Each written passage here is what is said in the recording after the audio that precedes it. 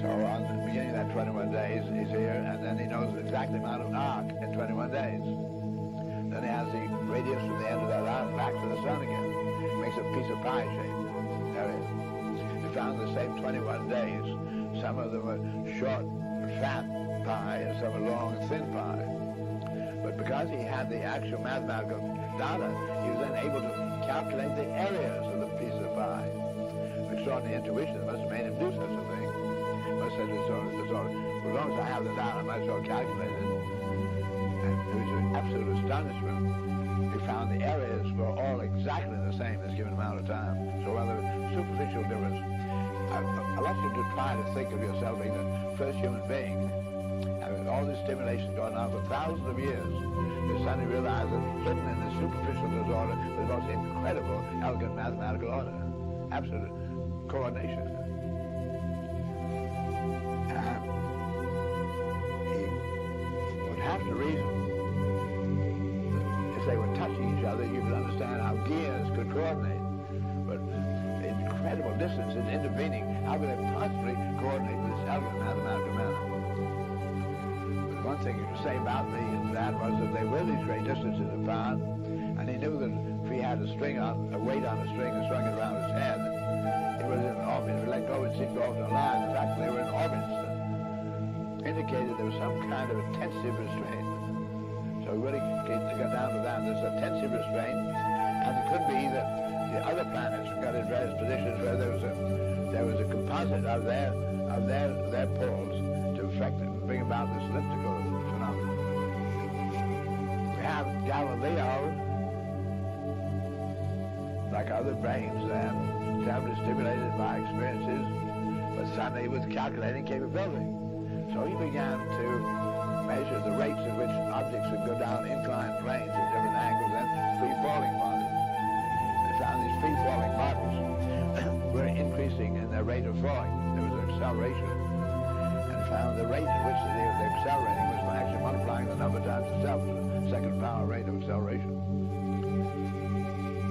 We have then Isaac Newton, enormously stimulated by all the foregoing events, all these other discoverers, and he himself also then with mathematical capability, and he had a deep drive to somehow understand that tensive relationship Kepler had discovered. And he himself then, like you and I, could swing a weight around his head, and every time he let it go off like that, then he sent off a line like that, but the Earth pulled on it and pulled it that way. Quite clearly the Earth was much more powerful than he was in sending it this way. Isaac Newton then evolved his first law of motion. The body would persist in a straight line, except as affected by other bodies. And he said, I see this other body, the Earth, is very, very powerful. It's something to do, how much they pull must have something to do with the size of it. He then said, I am informed by the astronomers and the navigators. We have very good information regarding the interrelationships of the moon and the Earth, the tides, the three-quarters of Earth that covers water, how those waters are pulled by the moon. So the trillions of tons of water being lifted by the moon pull, obviously pull between them is something vastly greater than my muscles have involved. So it's something to do with size here. Then Isaac Newton, having evolved his first law of motion, the body persists in a straight line except as affected by other bodies. He then... Icy, some of them are covered with sodium and other salts, as if there was a great ocean which was lost into space. These are very strange places, and they will be very interesting to explore. Beyond Jupiter and its moons is Saturn, the great ringed planet. The nature of the rings is something we'll say a word about later. The Voyager spacecraft will also pass by Saturn and its rings. It will, in fact, then pass perhaps by Uranus, if it is still working, and will inexorably leave the solar system. It is condemned to wander forever in the dark between the stars. Its transmitters will eventually die and be silent, but still the most distant emissary of mankind. We thought that in the remote chance that there are other beings on planets of other stars who wander between the stars and capture derelict spacecraft back to civilizations like ours, that it might be nice to send a message. And so there are phonograph records on each of the two Voyager spacecraft with instructions for use, written not in English, since it's unlikely they speak English. And those records contain some spoken and written readings, a great many photographs, scientific information, sounds of the Earth, some readings from whales as well as people, and an hour and a half of the music of the world, among which was the Japanese shakuhachi piece that you just heard. So we are, in a very preliminary way, trying to say hello to the cosmos. Now, on the outskirts of the solar system, in fact halfway between here and the nearest star, are the comets. They are the closest thing to interstellar matter that we are likely to be able to examine in the near future. They're almost complete mystery and another major objective of space exploration. Now, this picture of the solar system is relatively recent. For most of human history, people thought that Earth was at the center not just of the solar system, but of the universe, and that not only all the planets were around Earth, but also the sun. And that was a kind of astronomical egoism. We thought we were splendid, and all the other objects in the universe somehow secondary to the Earth and its inhabitants. Well, what we have found is just the opposite, that we are a very humdrum and ordinary locale in the universe. And one way in which this was found was to consider the question of the phases of the planets. Now, we know that the moon goes through phases. We see full moon, half moon, quarter moon, crescent moon, new moon. But what about the planets? Now, in the old Earth-centered view, the planets, in this case Venus, were imagined, this lovely old book which has moving parts, today, parts. This one is moving on purpose. Venus was imagined to go around the Earth, but also to have a little internal motion of its own, and that... The great gifts. I think humans were given great gifts. Walking upright, binocular vision, opposable thumb, large brain, making tools. Make tools, large brain, make better tools. Talk, have to make language. You take this, put it here. We learned language, brain got bigger, language. We grew. We had great gifts, and we gave it all up for both man, for both money and God and mammon, both. We gave it up to the high priests. It's your job. God's will. That's what they say. People say it's God's will. That means God can do anything he wants, so why pray? They say you're praying for something. Okay, he didn't answer my prayers. Well, it's God's will. Well, if it's God's will, why did I even pray in the first place? He's going to do what he wants anyway. We gave it all up to superstition, primitive shit. With invisible man in the sky looking down, keeping track of what we do, making sure we don't do the wrong thing. If we do, he puts us in hell and we burn forever. That kind of shit is very limiting. It's very limiting for this brain we have. So we keep ourselves limited, and then we want a toy and a gizmo and gold, and we want shiny things, and we want something to plug in that'll make big things for us. And all that shit is nothing. Icy, some of them are covered with sodium and other salts, as if there was a great ocean which was lost into space. These are very strange places, and they will be very interesting to explore. Beyond Jupiter and its moons is Saturn, the great ringed planet. The nature of the rings is something we'll say a word about later. The Voyager spacecraft will also pass by Saturn and its rings. It will, in fact, then pass perhaps by Uranus, if it is still working, and will inexorably leave the solar system. It is condemned to wander forever in the dark between the stars. Its transmitters will eventually die and be silent, but still the most distant emissary of mankind.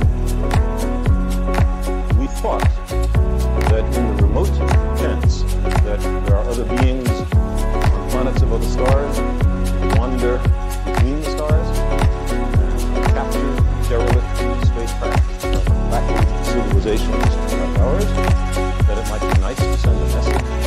And so there are phonograph records on each of the two Voyager spacecraft with instructions for use, written not in English, since it's unlikely they speak English. And those records contain some spoken. It's nothing. We gave it all up. And Americans who also had great gifts. When you take the theory of democratic rule, self-government, okay, they started off, they owned slaves, they didn't let women vote, they didn't let people hold land vote. Fine, they're off on the wrong foot. And readings, great many photographs, scientific information, sounds of the earth, some readings from whales as well as people, and an hour and a half of the music of the world, among which was the Japanese shakuhachi piece that you just heard. So we are, in a very preliminary way, trying to say hello to the cosmos. Now, on the outskirts of the solar system, in fact halfway between here and the nearest star, are the comets. They are the closest thing to interstellar matter that we are likely to be able to examine in the near future. They're almost complete mystery and another major objective of space exploration. Now, this picture of the solar system is relatively confusing.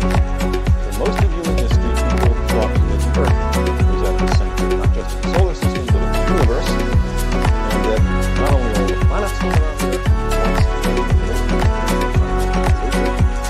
but also the sun. And that was a kind of astronomical egoism. So we thought we were splendid, and all the other objects in the universe somehow secondary to the Earth and its inhabitants. Well, what we have found is just the opposite, that we are a very humdrum and ordinary locale in the universe. And one way in which this was found was to consider the question of the phases of the planets. Now, we know that the moon goes through phases. We see full moon, half moon, quarter moon, crescent moon, new moon. But what about the planets? Now, in the old Earth-centered view, the planets, in this case Venus, were imagined, this lovely old book which has moving parts, as today, moving parts, this one is moving on purpose. Venus was imagined to go around the Earth, but also to have a little internal motion of its own, and that... Great gifts.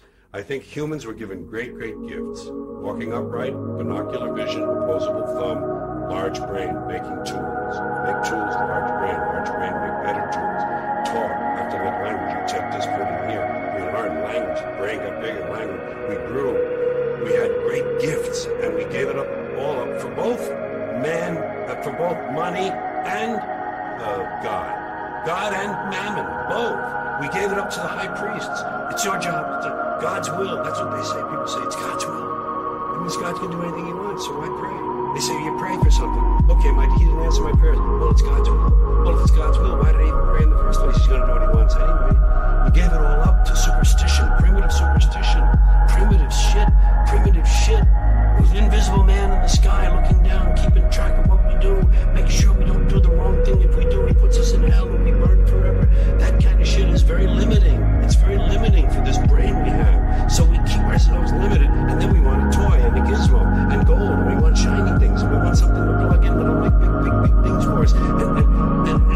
that shit is nothing. It's nothing. We gave it all up. And Americans who also had great gifts, when you take the theory of the democratic rule, self-government, okay, they started off, they owned slaves, they didn't let women vote, they didn't let people in the old land vote. Fine, they got off on the wrong foot.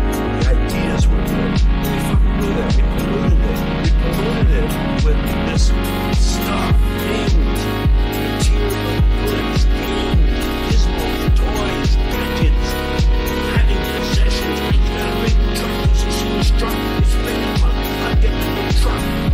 Here's a picture. Oh, I get that one. That's what you got a video, DVD too. You don't have a DVD. I got a DVD. You know, whatever happened, and all of that will happen. You know, and that's why I'm divorced from it now. I see it from a distance. I give myself a divorce. I said, George, emotionally you have no stake in this. You don't care one way or another. So watch it. Have fun. You know what? I say it this way. When you're born in this world, you're given a ticket to the freak show. And when you're born in America, you're given a front row seat. And some of us get to sit there with notebooks. And I'm a notebook. God, did you see that? And I watch the freak show. I got my books and I do stuff about it. Talk about the freaks. Freaks are all here. Like me, and they're all the same. They're all the same. And I'm better, I'm not different. I'm just a part of that. I'm sitting over here because I put myself out of the things. I don't have a stake in it. I'm not a charity. Oh, they say if you scratch a cynic, you'll find a piece of idealist. And I would admit that somewhere in the flipping of the brain, right? So we've got love to see it all change. But it can't happen that way. And incremental change, it just seems like the pile of shit is too deep.